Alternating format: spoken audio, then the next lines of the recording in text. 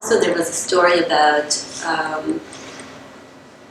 a daughter who didn't have a mother, who participated with a grandmother.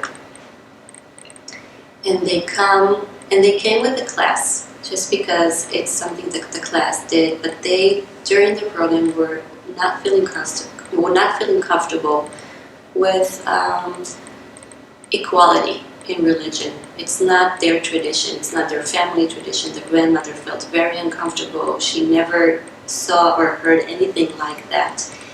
And I guess the granddaughter, the young girl was, and again, not in a very comfortable situation, because she knows her family is different and it's not in their nature to be here.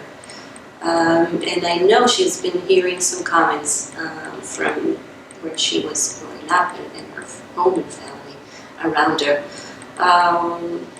And she said during during the entire program, she didn't want to read from the Torah, she didn't want to get any close to it, she was just being there because that's what her friends did.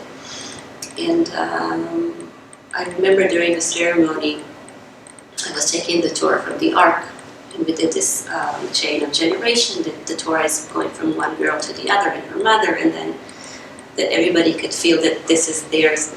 And then she said, before the ceremony, she could just stand there, but I wouldn't give her the Torah. And I said, of course.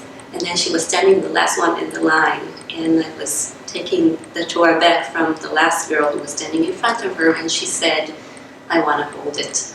And she took the Torah, and then she turned to her family who was sitting there, and there was just this big smile on her face. And for her, that was a huge feminist statement, telling to her families, I'm standing here on the bima, holding the Torah, and saying, I want something different in my life. I'm choosing different for what you taught me.